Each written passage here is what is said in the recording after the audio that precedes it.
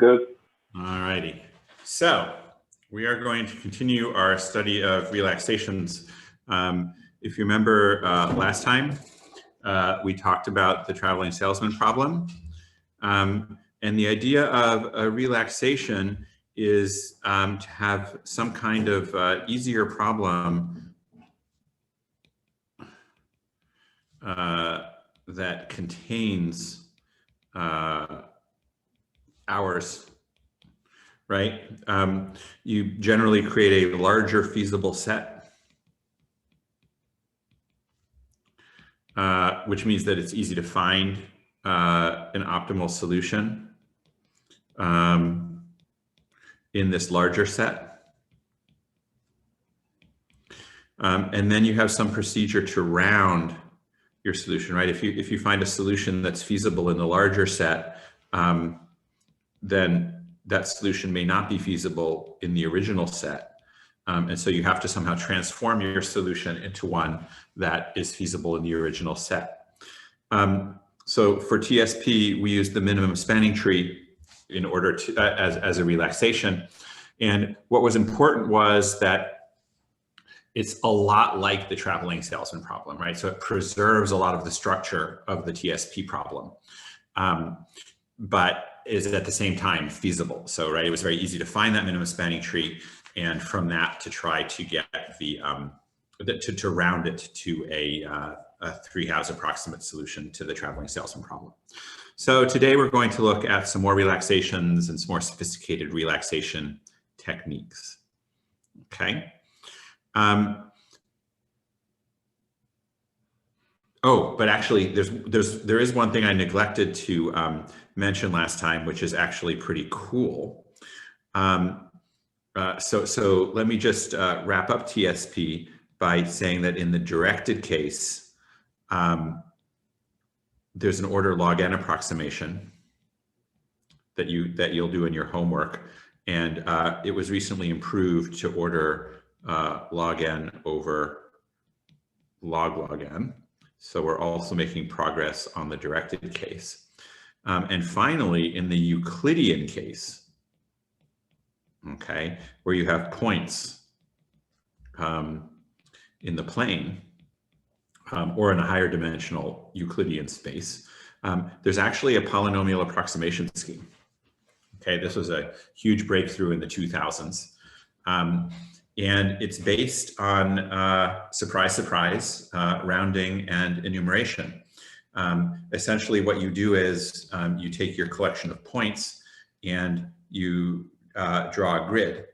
My paper already conveniently has one that kind of breaks the world up into lots of little squares, and you kind of enumerate the different ways that the path can traverse through different squares of this grid.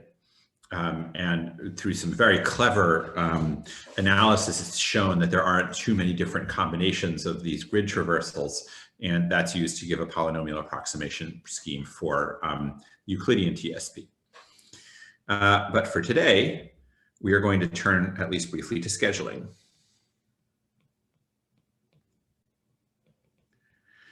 And actually, I'm going to start with a pretty easy problem, which is the problem of scheduling on one machine to minimize the sum of completion times. This is known as the average completion time, even though it technically isn't, right? Because if you just divide by the number of jobs, then the sum of completion times becomes the average completion time. And I think it's pretty plausible to understand why you might want to minimize the average completion time of your jobs, make the most people happy. So how do we solve this problem? What would be a plausible algorithm? Well, if we think about it, when one job comes before another job, it makes the later job it delays the completion of the later job, right? So jobs that are early in the schedule are going to be slowing down a lot of other jobs. So what does that suggest about which jobs we should put early in the schedule? Short jobs. short jobs. So there's a heuristic known as shortest processing time.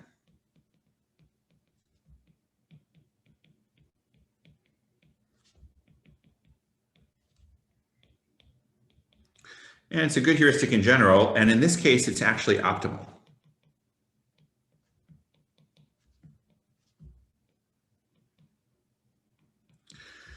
Now, to see why this is, to prove this, we use what's called an exchange argument.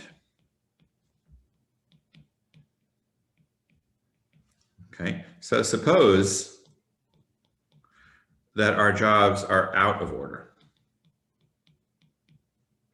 Okay, well, that means that some processing time PJ is actually larger than the processing time PJ plus 1 if I assume that I'm indexing in execution order.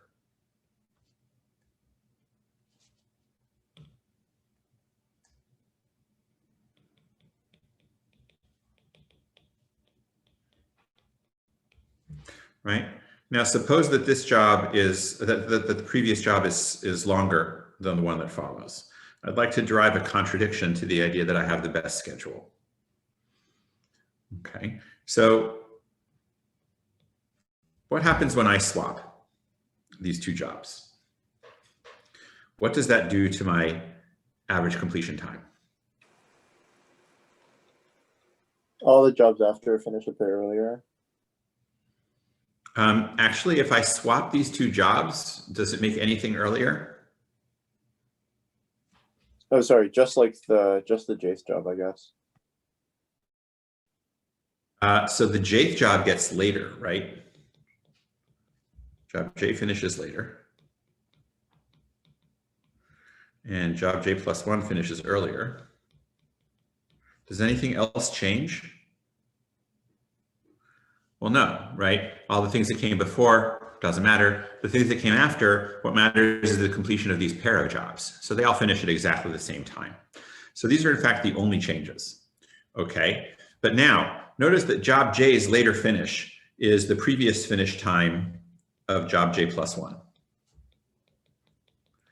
right? So that is contributing the same number to the sum, okay? However, since job J plus 1 is shorter than job J, right? This job is now going to finish earlier than job J did, okay? So this swap gives me one job that finishes sooner than before and leaves all the other completion times unchanged.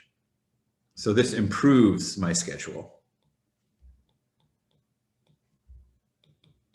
Okay, which of course contradicts the optimality of said schedule. So the only schedule that's optimal is the one which schedules jobs in order of increasing processing time. Make sense? All right, so this is an easy problem. This is not an NP hard problem because we just gave an optimal solution. I taught it to you in order to lead into an NP hard problem, which is when we have release dates on the jobs. So RJ here is a release date for job J.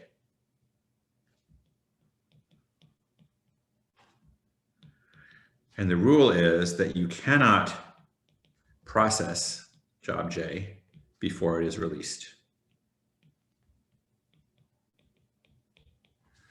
Okay, so why does this make the problem harder?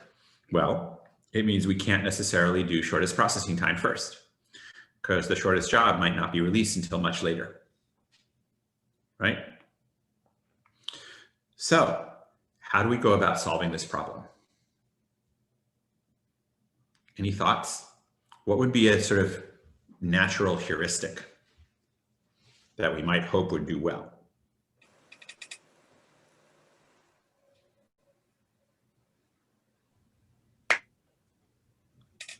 So do the job that is among the jobs that we can do the shortest one.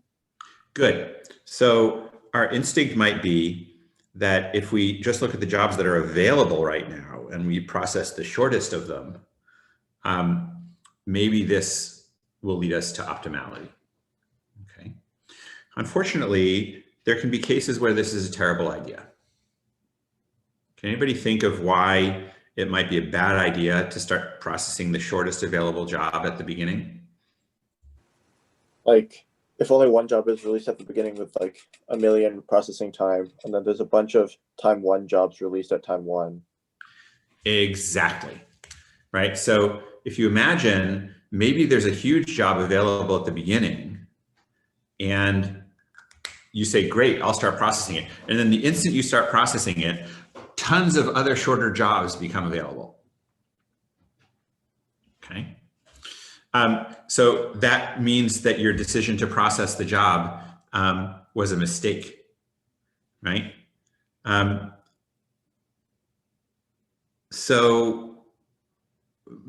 suppose that in practice this happened, right? You started processing this job and all of a sudden a whole bunch of other shorter jobs became available. What would you want to do? Quit. Yeah, right. I'd want to quit that job and start over with these shorter jobs, right? Now, there are some models in which you can do this. Now, of course, in fact, since we're just trying to define a schedule, I wouldn't actually start running that job at all. I would just wait for the smaller ones. But this does actually steer me to a related problem, which is where you have release dates, but you're also allowed preemption. Okay. So the idea with preemption is that you're allowed to stop a job and restart later.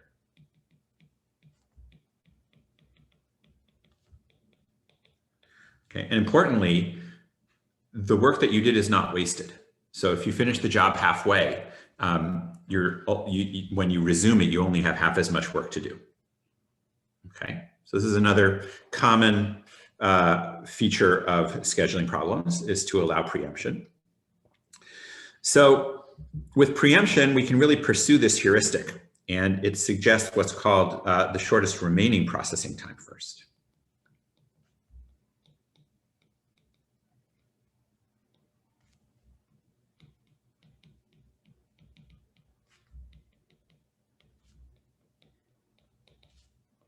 Okay. And the reason that I'm talking about this problem is that we can think of it as a relaxation, right? So if I take the original release date problem and I say, I'm going to allow you to preempt jobs, I've just created a relaxation, right? Every non-preemptive schedule is feasible for the preemptive case, right? So it's going to have a strictly better optimum or no worse.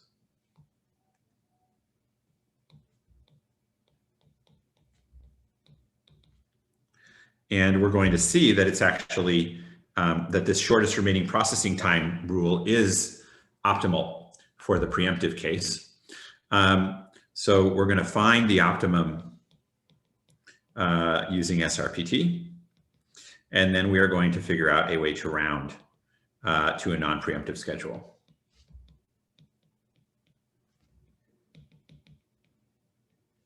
Okay. So why is SRPT optimal? Okay. It's actually the same proof as before, the same sort of exchange argument. But now, instead of exchanging whole jobs, we're going to exchange pieces. Okay. So again, we can imagine that we have a whole bunch of jobs running, right? And here we have a part of PJ. And here we have a part of PK. Okay. Sorry, that's illegible. Let me make it bigger. So we're going to be executing all sorts of jobs. And, you know, maybe there is some release date that happens, or not. I'm not even going to worry about the release dates. I have some part of job J and then some part of job K. And then things continue. And suppose that the remaining time on J here is greater than the remaining time on K.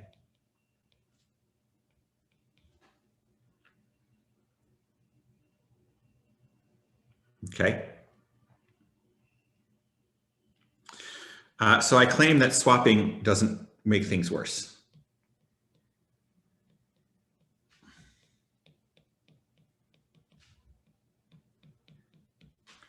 Okay. And there's a few different sort of cases to think about. One is that neither J nor K gets finished, right? In which case swapping them doesn't matter, right? Because it doesn't actually change any completion times at all, right? Or sorry, let me phrase it differently. Let me not ignore what I just said. Let me tell you a different story. Let's consider our jobs J and K remaining.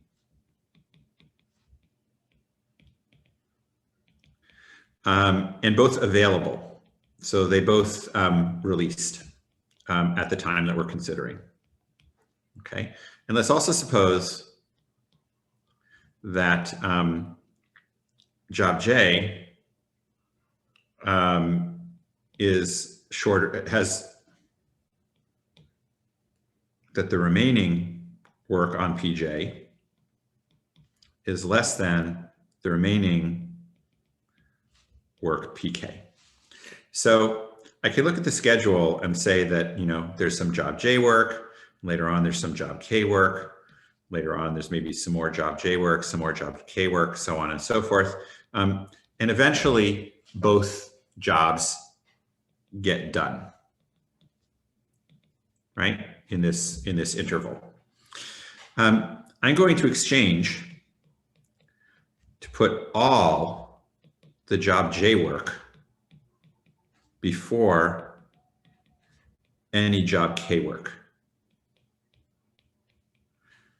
Okay, so instead of what I had before, I'll just move all the J work first, and then I'll follow it with all of the K work. Okay, how does this change my average completion time?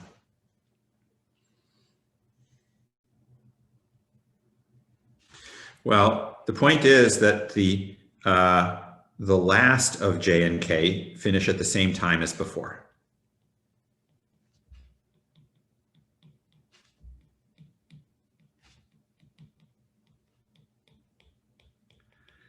However, J finishes sooner. And meanwhile, any other jobs are unchanged in their completion time.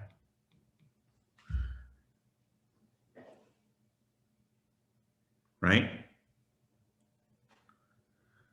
So I've performed this swap. I've only made the completion time better. So this proves that at any moment, I should be running the job that has the shortest remaining completion time. Now notice that this is not this is a self-consistent schedule in the sense that if I start running the job with the shortest completion time, it's going to get shorter and it will still be the job with the shortest completion time. So I'm not going to have any weird problems with running a job for an infinitesimal amount of time and then needing to switch.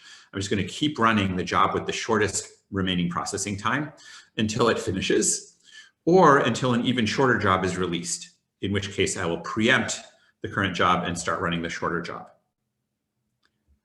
Does that make sense?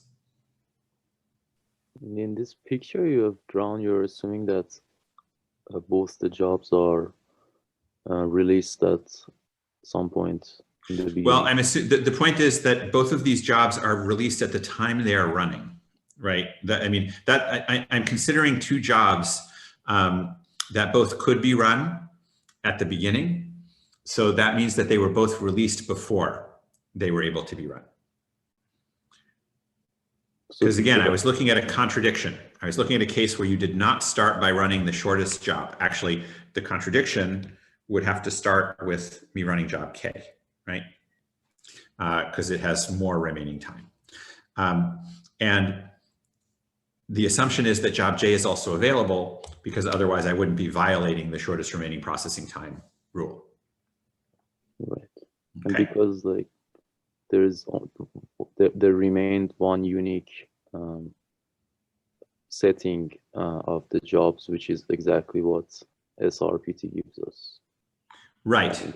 I mean, there could be, you know, if you have two jobs with the same processing time, the SRPT schedule might not be unique.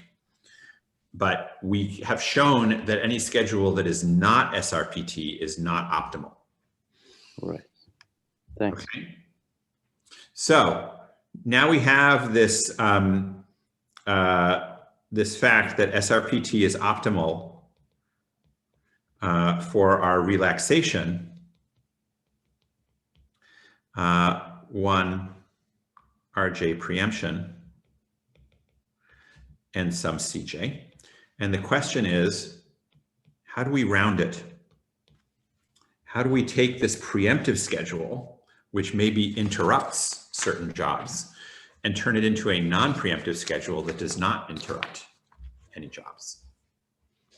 Okay, so this actually requires quite a bit of cleverness. What we're going to do is we're going to take the preemptive schedule,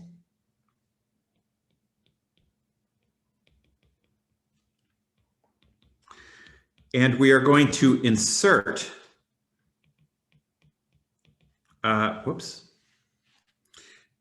PJ extra time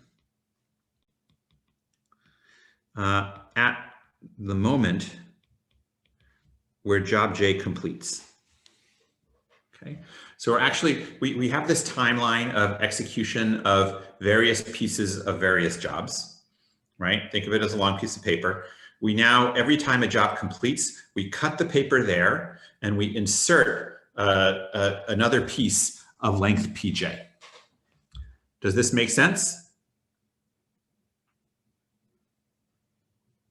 So this is sort of a surgery on the timeline. Okay. Now, once I have inserted that PJ extra time, I'm going to move the processing of job J to that time, to that new PJ interval. Excuse me, I didn't understand. Sure. Okay, so suppose that I have this schedule where I run job 1 for a while, and then I switch and I run job 2 for a while, and then I run job 3, and then I go back to running job 2, and then I run job 1 again. Okay, so what I'm going to do is I'm going to, sorry, that's not a completion time, so I don't do anything there. But notice that job 3 completes here, right? So I'm going to insert another 3 units of, or another P3 units of time right here.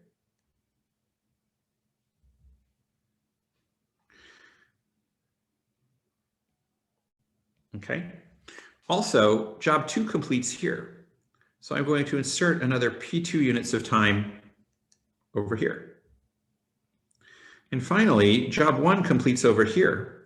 So I'm going to insert another P1 units of time over here. Okay. So I've stretched out the schedule in various places. And I'm also now going to move the jobs to execute in the stretched out part. So this is a little bit perverse, but all of the time that was previously spent on processing the jobs that time I'm not going to use for anything anymore. I'm only going to use these new time intervals that I stuck into the schedule. Okay? Does this make sense? Yep. All right, so here's the critical question. With all this insertion, right? So does everybody agree that this is going to give me a feasible schedule?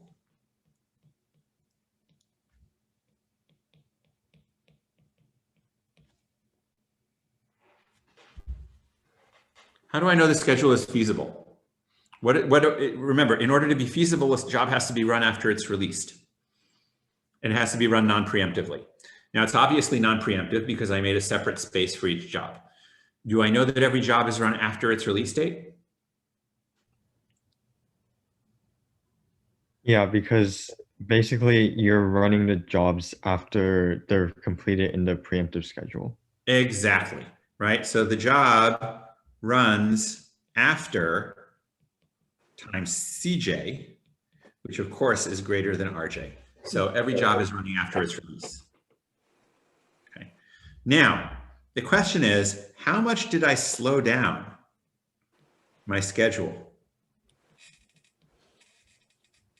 In particular, what can I say about the new completion time of job J?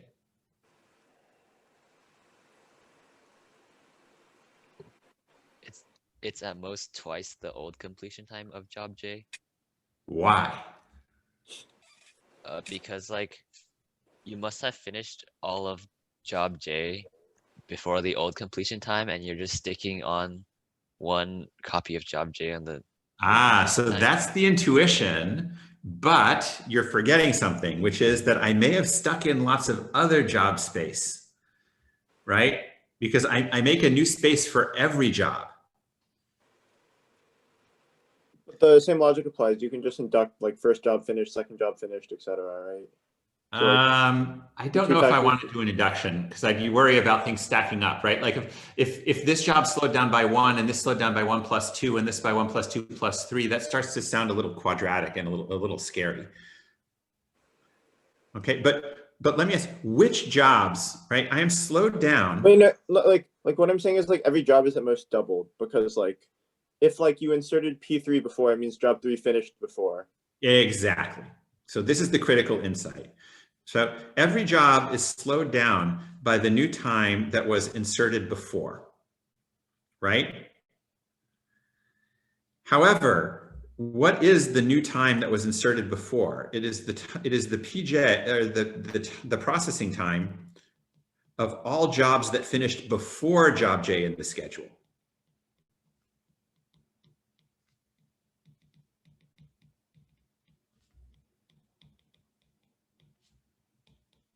In the SRPT schedule, right? But clearly, the total processing time of those jobs, right,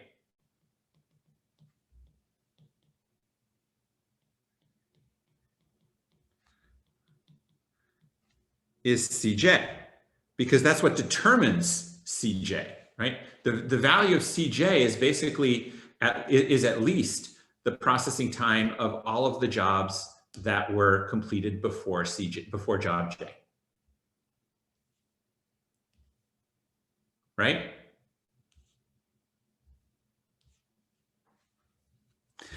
So that means that the increase for job J was CJ, so that job J finishes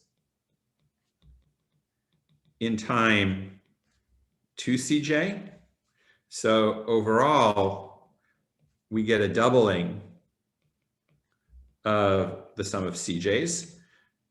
And so that means that the non-preemptive solution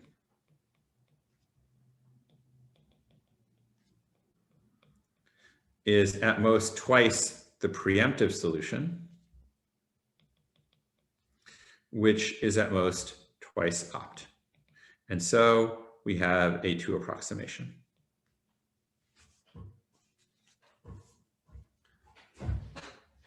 Any questions?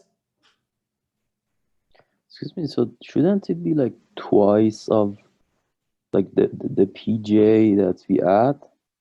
includes all the previous PIs for I less than 0. Exactly, but the sum of those PIs is at most CJ. Okay, but then there is also these other slots that were normally there, like before attaching. Oh, yes, but remember, what I asked was how much do we slow down job J, right? How much later is its completion time than it was at the beginning, right? And what I've just argued is that the amount of extra space that we put in before that completion time is CJ. Okay, I see. So it was CJ, we added another CJ, and so we ended up finishing in at most 2 CJ. Got it, thanks. Okay. And so to wrap this up, let me mention that if you think about this a little bit more carefully, you can use rounding and enumeration to get a polynomial approximation scheme for this problem. And let me tell you a kind of funny story about this rounding, about this polynomial approximation scheme. Around mid-2000s, I was at a conference in algorithms, and I bumped into one of my friends there, and he works in scheduling theory. And so I said, you know, I'm tired of the conference. Let's go take a long walk and solve a scheduling theory problem. Pick one. And so he thought, you know, about the thousands of scheduling theory problems, and said, okay, here's one that's open. Let's go work on it. So we took a walk, and 3 hours later, we had a solution to the problem. And so we went home and we wrote it up and we submitted it to the next algorithms conference. And it turned out that at that algorithms conference, there were 4 separate submissions that solved exactly the same problem, which had been open for 30 years and which was solved using completely traditional techniques. But by purely random chance, 4 entirely disconnected groups decided to solve that problem at the same time. And so that produced an 11 author paper because we put them all together. And that's the most authors I've ever, that's the longest author list I'm in. And it just shows you this sort of weird coincidences in academia. This problem could have been solved any time in the past 30 years, but instead 4 groups decided to solve it at exactly the same time. Okay. Now, I'll also mention that if you want to do this, if you want to go solve a scheduling theory problem, there are in fact thousands of open scheduling problems.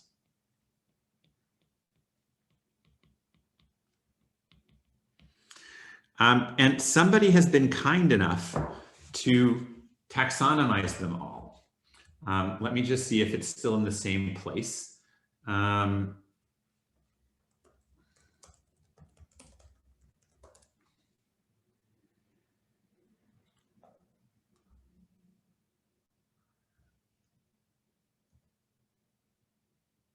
I think this is the link. No, that's not it.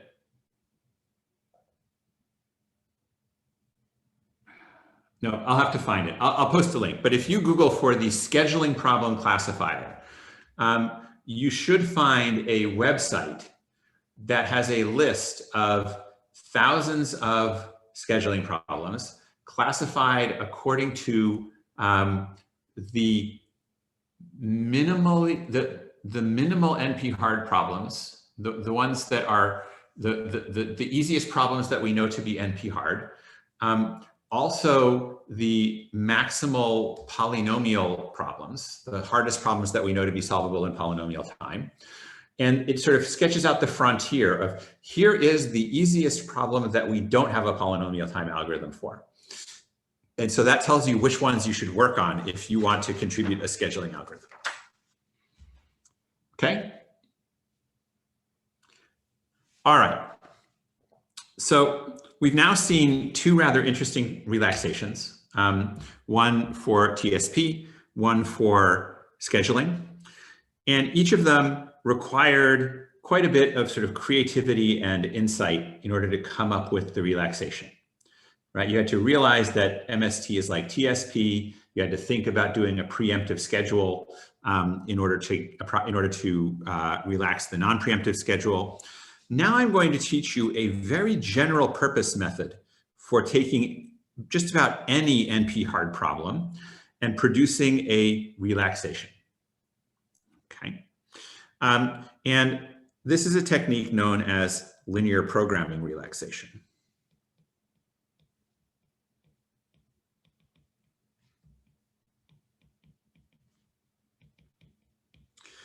So to motivate this, let me again remind us of the vertex cover problem. So you remember that for vertex cover, the idea was to pick vertices, the fewest possible vertices, to cover all the edges, right? And we gave a two approximation algorithm for this problem based on the sort of super greedy method, okay? Now, I'm going to write down a linear program for vertex cover. Okay. What I'm going to do is I'm going to define xi equal 1 if vertex I is in the cover, and 0 otherwise. And so, of course, the number of vertices in the cover is now just the sum of the xi's, right? And I can also require that for every edge, the sum of the two ends should be at least 1.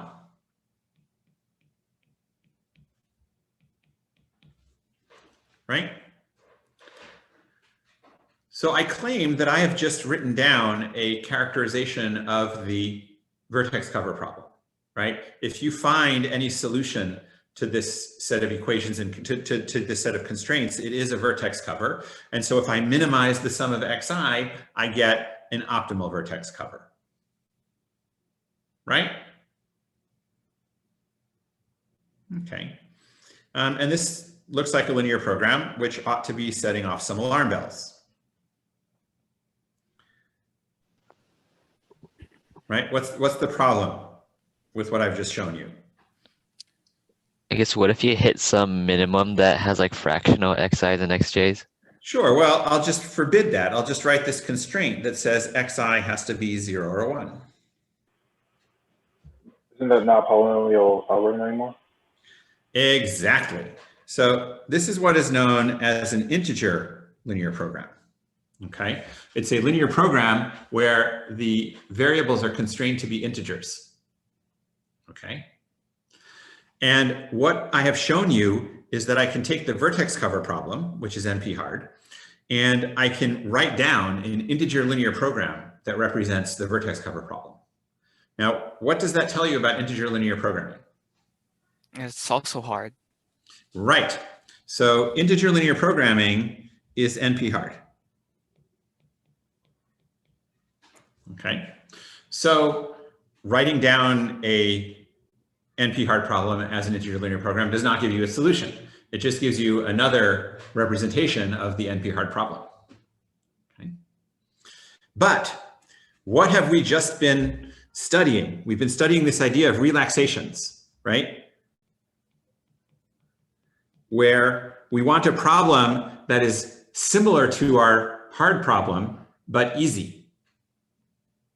So if you have an integer linear program, what is a pretty natural relaxation?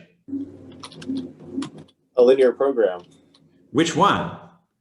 where we allow them to be not integers. Exactly. Just remove the integrality constraints.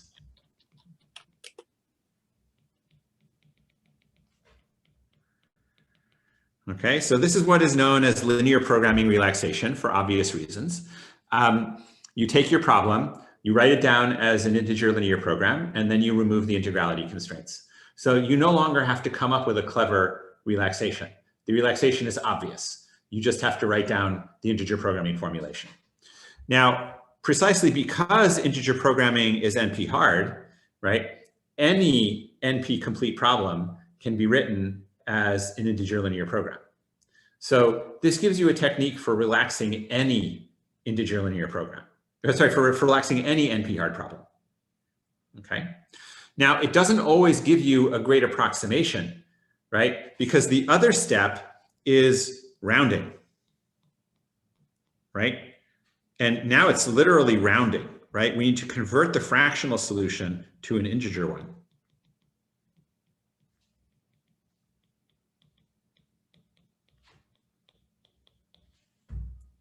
Right? And that is not something which you can do mechanically. That depends on the structure of the problem, right? And how you can do that in a way that preserves your objective function.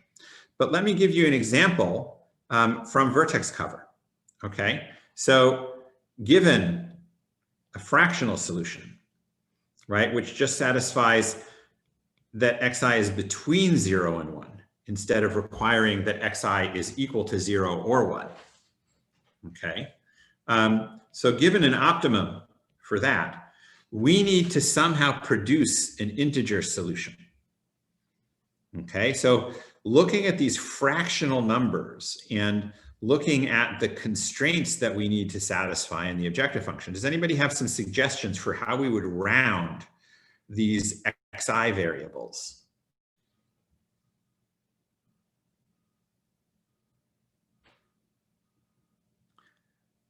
Well, let's just try rounding them the usual way.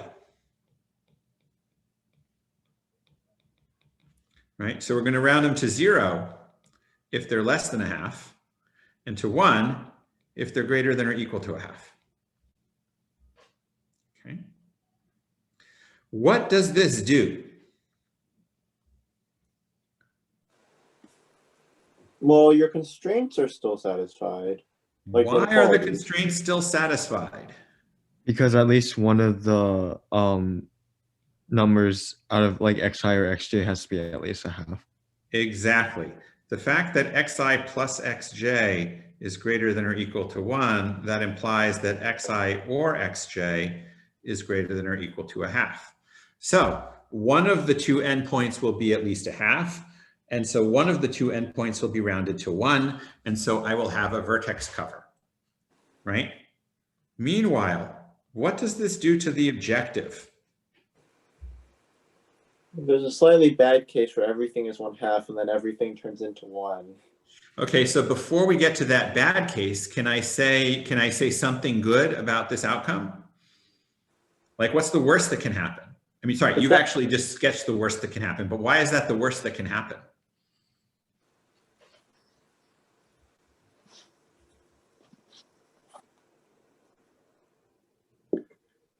So what x's are being rounded to 1? Those are larger than a half. Right. So it's rounded to 1 if it's greater than or equal to a half, which means that every xi at most doubles.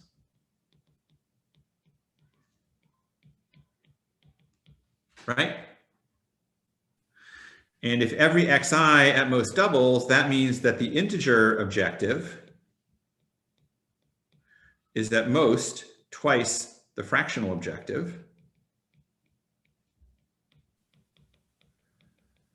which of course is at most twice opt, because, and sorry, this is something I didn't say because I took it for granted. We did create a relaxation, right? So whatever the optimum vertex cover is, that is an optimum solution for the integer linear program. And the relaxation only makes the objective better, right? So there might be even smaller optimum for the fractional linear program. And we're going to be at most twice that. And so we're going to be at most twice the integer optimum. And that means that we have a 2 approximation. Right? So, some of you might be yawning and saying, but we already had a 2 approximation. Well, that's true. But this one is more powerful because it even works for the weighted version of the problem, where we assign costs to the vertices. And we want to minimize the cost of our vertex cover instead of the count of vertices. Okay.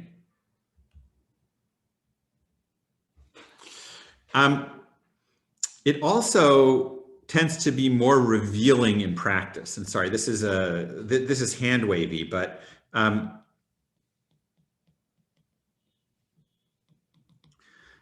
the greedy algorithm that I showed you, or so the super greedy algorithm that I show you, is very local in nature, right? You take any two vertices and you take them into the cover. And when you're doing that, you're not paying any attention to the rest of the graph. This linear program is trying to optimize a fractional solution over the entire graph. And so it is going to sort of look at the big picture. And if there is a fractional optimum that's much better than the integer optimum, it's going to find it. And you're going to double that, and you're going to be much better than a true approximation to the original. In fact, this particular integer linear program has been studied a lot. This is called the polytope that's defined by these constraints is known as the stable set polytope. Stable set is another name for independent set. And people know a lot about what happens when you try to solve the stable set polytope. There's a famous paper by a pair of authors named Nemhauser and Trotter. They studied this polytope. And they showed that, in fact, at optimum, every single value is 0, half, or 1. Okay, even though you allow any fractional values you like, the optimum is going to pick 0, half, or 1 everywhere. They also showed that any 0 is not in the optimum vertex cover, and any 1 is in the optimum vertex cover. And so all that's left is the halves. You don't know about the halves. Okay. But again, unlike the greedy algorithm, your linear program is in practice going to stick a lot of zeros onto vertices that you don't need to take, and stick a lot of ones onto vertices that have to be taken, and leave you with a lot less uncertainty about the halves. And it's only the halves that will then need to be doubled in the rounding scheme. So this tends to work quite well in practice, even though the provable approximation ratio is no better than the greedy algorithm.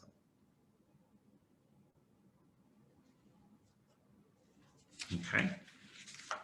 Any questions about that?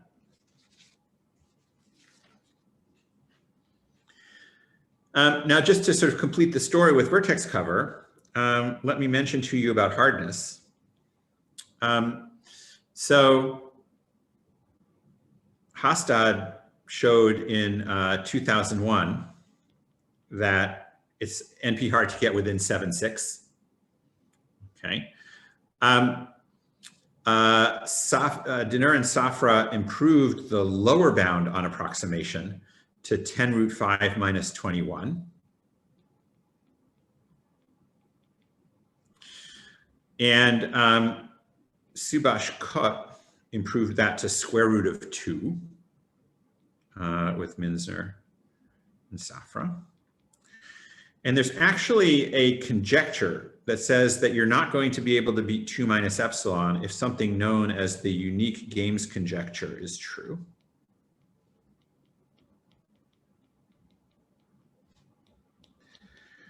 And so a lot of people in the theory community have been trying very hard to prove the unique games conjecture because that would yield a strong lower bound for vertex cover. So the fact that we got two different ways is perhaps not surprising, because it's starting to look like you're not going to be able to beat 2, assuming this conjecture holds. Although people have been trying for about 10 years now and still haven't proven it. Also, there is an approximation algorithm that achieves 2 minus order 1 over the square root of log n approximation.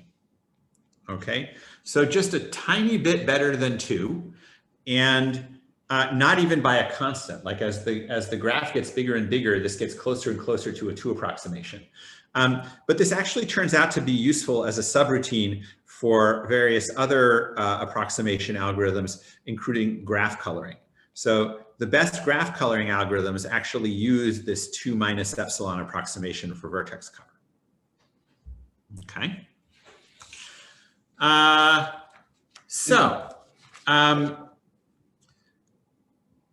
want to spend, sorry, a question?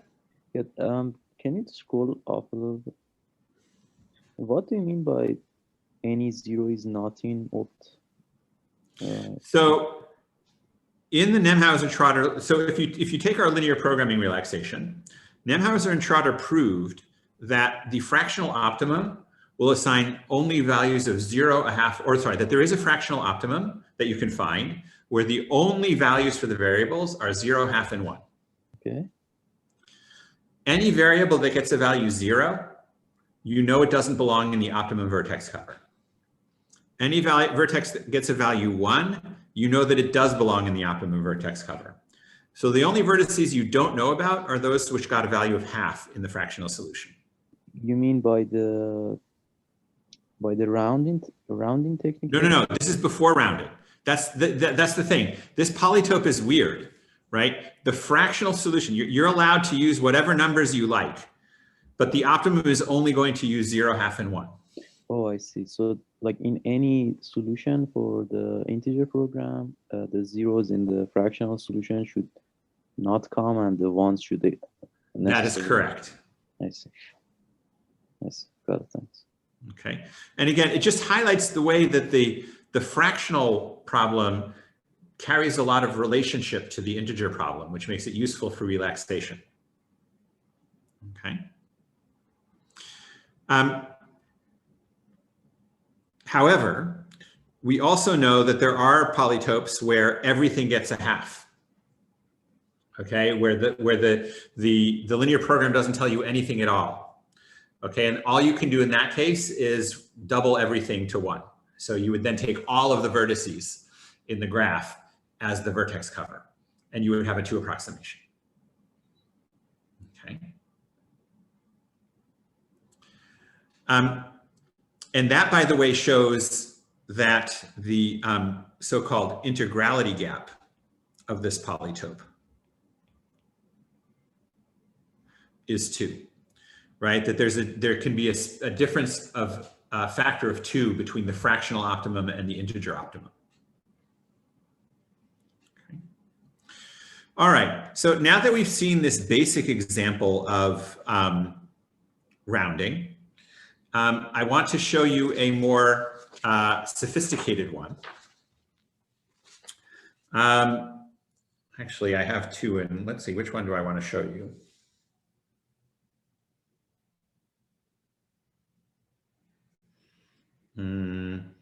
Why don't you take a 2-minute break while I try and choose? It's good to have a break about this point anyway.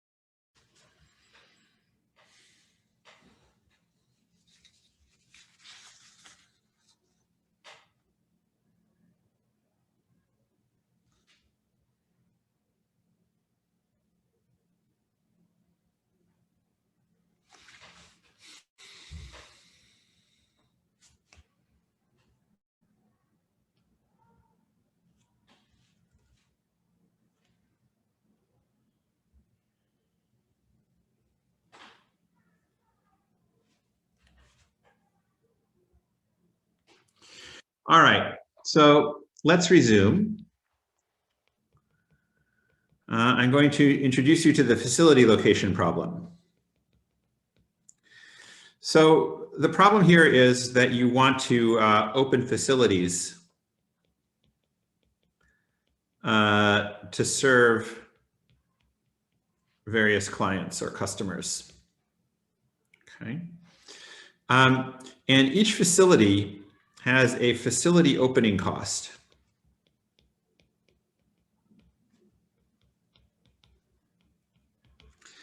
And there's also a distance to client J, written as Dij. And our overall cost is going to be the cost of opening the facilities and serving all of the clients. So it's the sum of the open Fi plus the sum over all clients of the distance to the nearest facility, to the nearest open facility.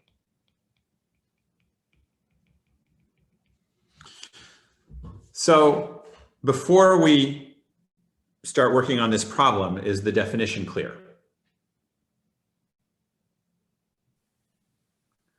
Right, so you can think about this, for example, as if you want to open up a bunch of supermarkets, right? You need to figure out where to put them. And one of the things that you think about is how far different people are going to have to travel in order to get to the supermarket.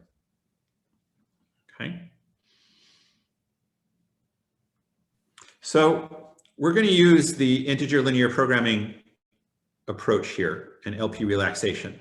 So we need to write down an integer linear program for this facility location problem. So the first bit of this is pretty obvious. I'm going to define an indicator variable yi, which is 0, 1 if you open facility I or not.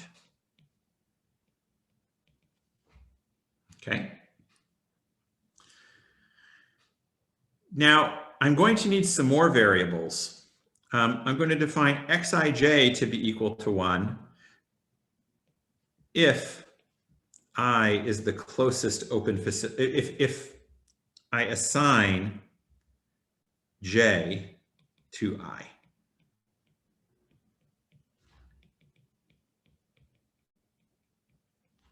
And 0 otherwise. Okay. Now, given this formulation, or given these variables, what's my objective function? Sorry, I'm going to use Cij instead of Dij so that I can be consistent with my notes. Okay.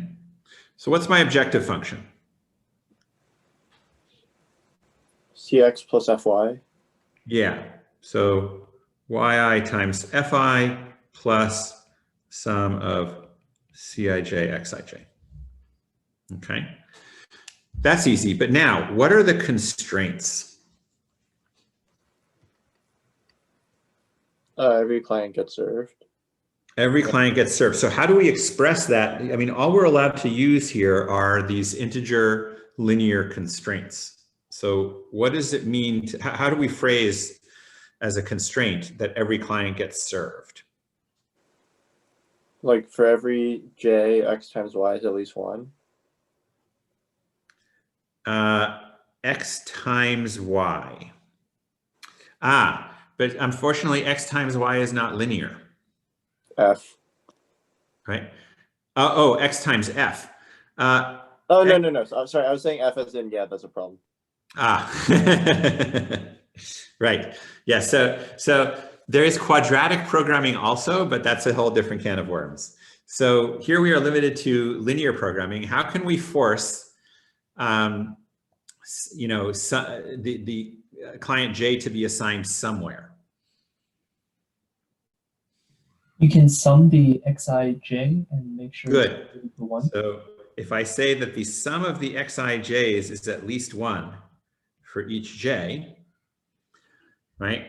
We can already look ahead to the fact that I'm going to require that xij and yi are 0, 1 variables because I'm making an integer linear program. So if all the xij's are 1, then the only way for the sum to be at least 1 is for one of the variables to be 1. Okay. Now, what other constraints do I need? Well, remember, I can only assign a client to an open facility. right? So how do I enforce that?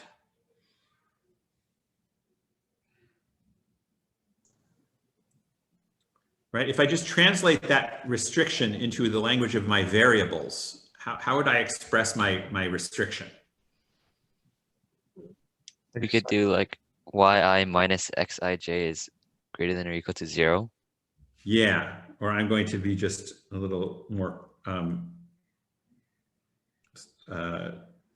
informal or standard about it and just write that xij is less than or equal to yi, right? So what this is saying is that if xij is 1, meaning you've assigned j to client I, that also means that yi is 1, which means the facility is open, okay?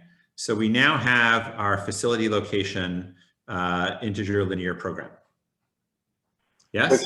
So that last constraint is basically saying like for each like client j, like that like xij is going to be less than yi, or not client j, client I.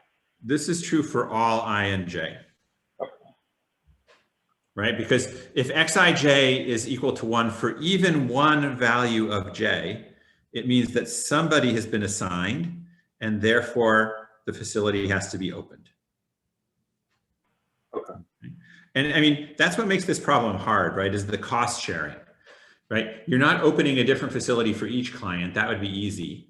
The problem is that, you know, you may open one facility that's far away from a lot of clients, but serves a lot of them. So you only need to open the one facility. Okay. All right. So again, we can immediately go to the relaxation without thinking about it and say that all of the xij's and yi's have to be between 0 and 1 instead of being integral. And that gives us a linear program, which we know we can solve. Okay, so all we need to think about is the rounding step. Okay. And I mean, this is an algorithm, this is a problem which is very intensively studied, right? You can imagine that companies would be very interested in where to put their depots and, you know, other such questions. So lots of money goes into this. There are many algorithms for this. And I'm just going to show you one of them. And this algorithm works in 2 steps. The first step is what's called filtering.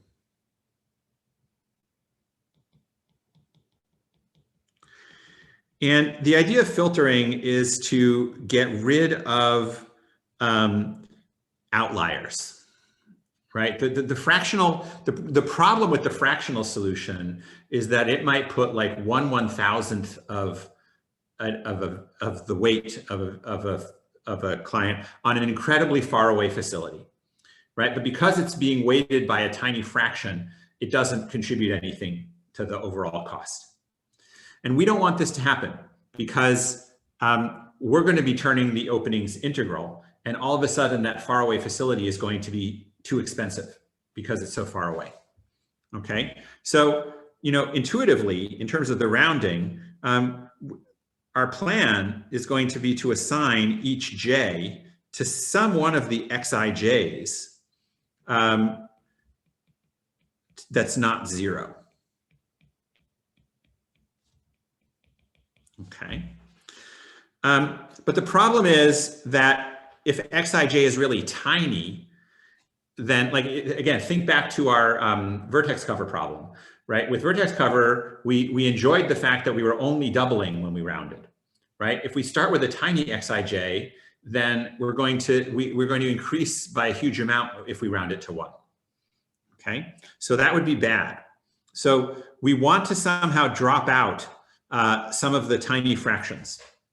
So I'm going to write Cj as the sum over all of the facilities of Xij, Cij. Okay. And what this is the average assignment cost for J.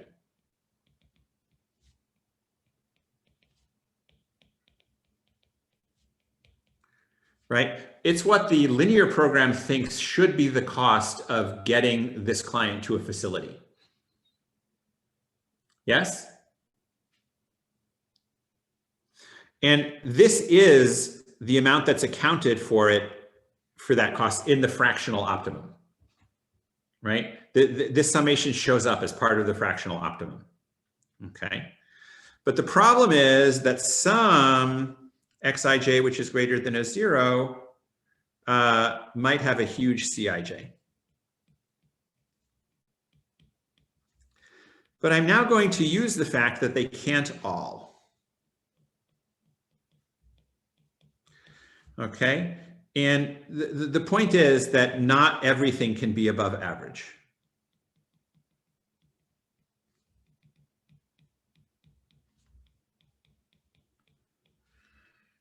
Okay, formally, I claim that at most, a 1 over rho total of the xij's is to facilities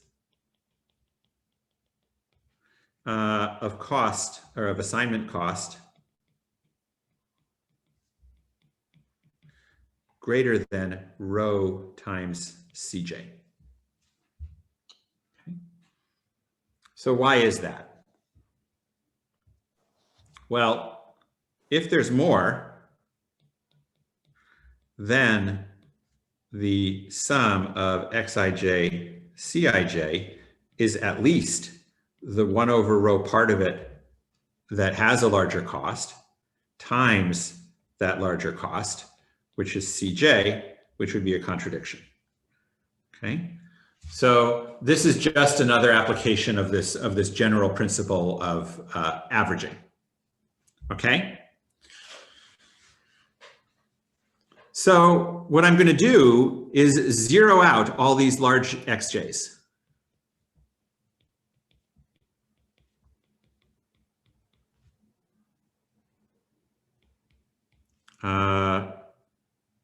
Xij's. Okay.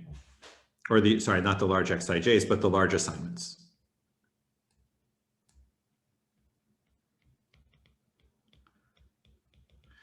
Now, there remains a total of 1 minus rho assignment. Okay. But I actually do need to do an assignment. I kind of want this, right? We want the sum of xij's to be at least 1 in our linear program. So I'm going to fix that by multiplying all of the xij's.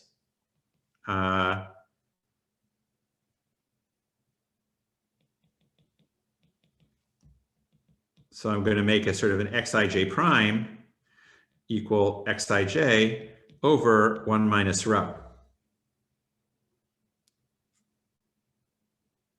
Okay. Oh, sorry, 1 minus, this is 1 over rho, not rho.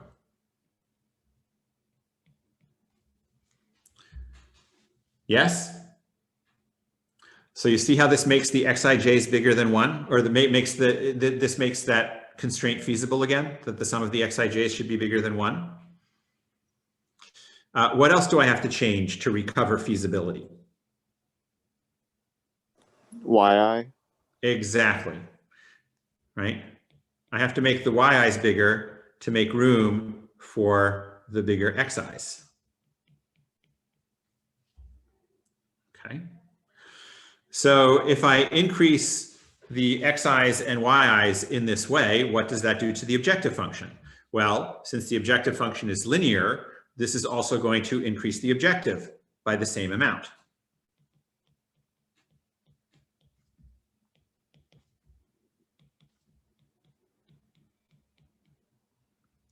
Okay, which I can also write as rho over rho minus 1.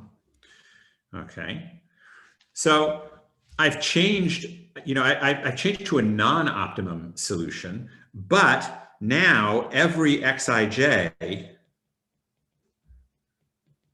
that's greater than 0 is to a Cij, which is less than or equal to rho Cj.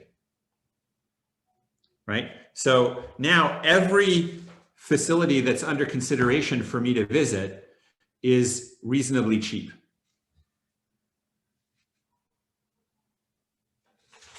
Okay.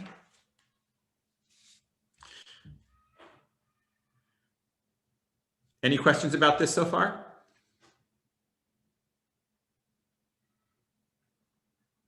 Okay, so now we're up to step 2. Now we're going to do the facility opening. Oh, wait, I have a question. Do we do this for every single J? Sorry, it's too late. I asked for questions and nobody asked any. Yes, we do this for every single J. Right? That's for each client, we zero out any large, for each client, we zero out its assignment to anything that's too far away from it. Okay? So some other clients might stay assigned to the vertices that we chose to give up, to the facilities that we chose to give up, because it's based on our own distance. Okay? You know, I just noticed that my video is off and I don't know why, because it says that it's on. I'm not going to do anything about it right now. You all know what I look like. So how are we going to do this facility opening? Right? In order to assign, we need open facilities.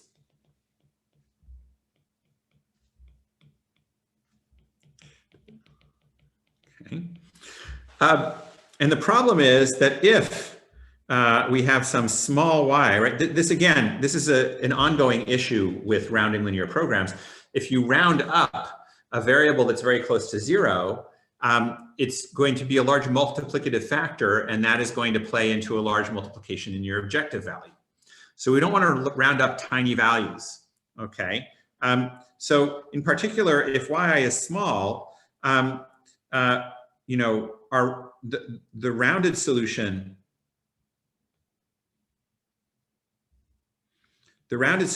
pays fi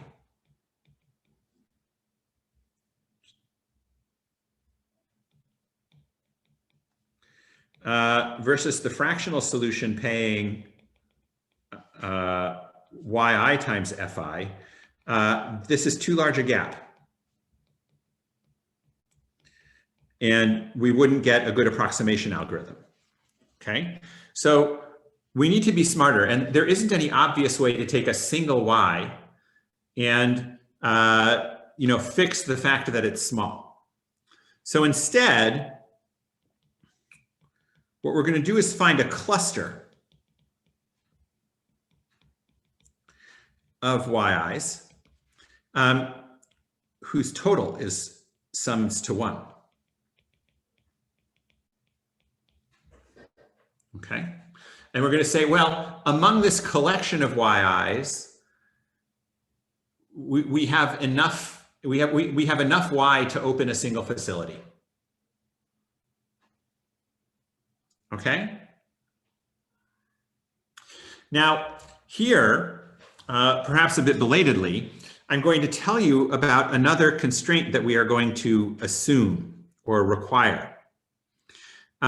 We are now going to restrict to what's known as the metric facility location problem.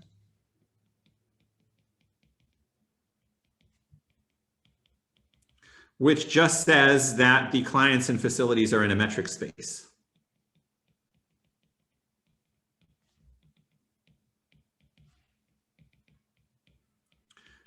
Which means that we have a triangle inequality.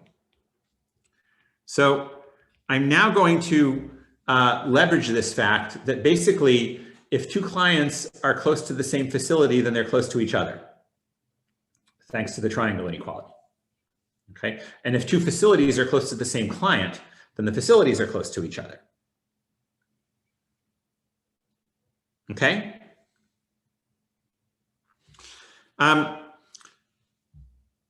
But anyway, coming back to our plan, we're going to find this cluster of yi's whose total is greater than or equal to 1, and we are going to open the cheapest facility in the cluster. And the cost of this is going to be equal to f min, which I can rewrite as f min times the sum of the yi's in the cluster, which is equal to the sum of f min times yi, which is less than or equal to the sum of fi times yi, right? So our cost, right, this final term is in the objective function, right? So by opening the cheapest facility in a cluster, I'm able to relate the cost of that facility to a part of the objective function.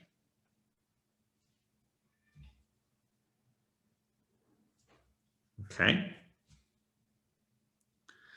And the metric assumption is going to let me assign all of the clients that want any facility in the cluster to this closest facility in the cluster, or to this cheapest facility in the cluster. Okay. So to fill in the details of this, let's take the client with the minimum CJ. Okay, that has the least distance to go to get to a facility. Let's consider all its facilities where it might be assigned that have Xij greater than 0. Okay, this is going to be our cluster. Okay, our cluster is just all of the facilities that this particular client is considering. Okay, now we open the cheapest. We set its yi equal to 1, and we set the other yi's in this cluster to be 0.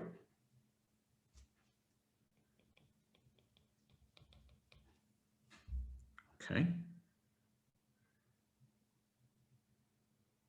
And as I argued above, the cost of this is at most the sum over the cluster of the fi's times the yi's in the cluster. And so I'm going to account for that against the same part of the objective function. Okay. But now I'm going to assign every client with any non-zero Xij to some I in the cluster to that yi, or to that chosen facility. So let me draw a little picture here.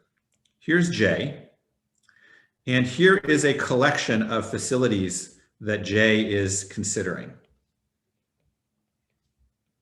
Okay. J is going to pick the closest facility and assign to it. Now I'm going to consider any other J prime that also is considering any one of J's facilities. And I'm going to tell it, no, you can't use that facility because I didn't open it. But instead, I will assign you to the same facility that J chose. Okay. Now, in order to make clear why that's a good idea, consider this path that goes from J prime, let's call this I prime, the thing that it wants to use. Let's consider this path that goes from J prime to I prime to J and then to I. Okay. What is the cost of assigning J prime to I? Well, it's at most the cost of getting from, or sorry, C sub J prime I prime, right? The cost of getting to the facility that it wants to use, plus the cost of getting from J to I prime, plus the cost of getting from J to I. But let's pull these three things apart. Okay. What can I say about this cost of getting from J prime to this facility I prime? Well, we did filtering, right? So what does filtering guarantee if J prime is considering I prime?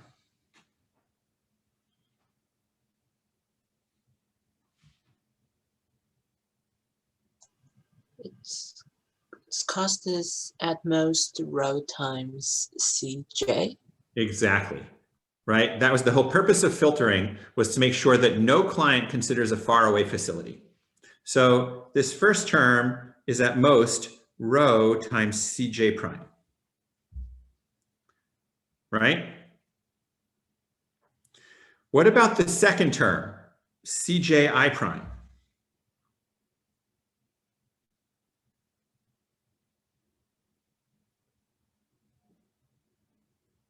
Well, again, we did filtering. So this is at most rho Cj. And similarly, Cji is at most rho Cj. Yes?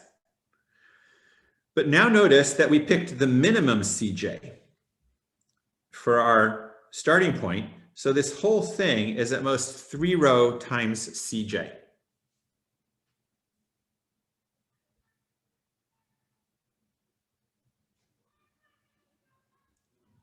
Any questions about that? How is using metric helpful? Oh, sorry, I think I know. It's Yeah. helpful because I need to leverage this path argument, right? In a general facility location problem, you could have a situation where J is close to I and I prime, and J prime is close to, where J is close to I and I prime, and J prime is close to I prime, but J prime is not close to I, right? I'm using the triangle inequality here. Yes. Okay, so the total cost of assigning this client is at most 3 rho times Cj by the metric property. Okay. So now we're actually done. Okay. Because we've now bounded, right? We had to multiply all the yi by rho over rho minus 1 in the filtering step. And we also multiplied all the assignment costs. Oh, sorry, this is a J prime here, right? 3 rho Cj prime, because that's the larger value. We also multiplied, assigned each item.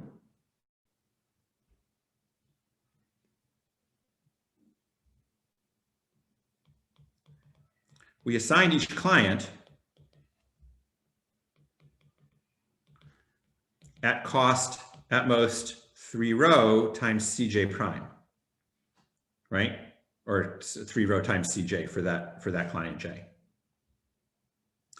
And so that means that in total, we've multiplied both the assignment and the opening costs by a constant.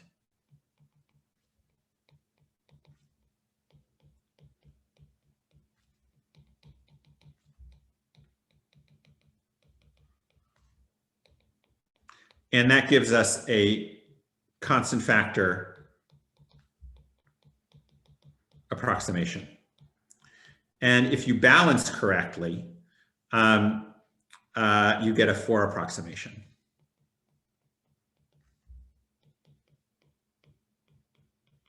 By setting rho equal to 4/3. That turns out to be the optimum thing to do. Okay. So as you can see, this is a much more sophisticated rounding algorithm that really kind of had to think about the structure of the linear program, the structure of the problem, and relied on this metric assumption. But it shows how the linear programming solution kind of steers you towards a good integer solution and leads you to that approximation. Okay. Excuse me. So quick question. You're starting from the lowest CJ, right? Yes, the reason that I did that was so that I could draw this conclusion about the assignment cost of everybody else being bigger, Nice. right? Because I want to, I want to bound the cost of assigning J prime to facility I, but it's got these terms that involve J. And so I need those terms to be smaller than the term for J prime.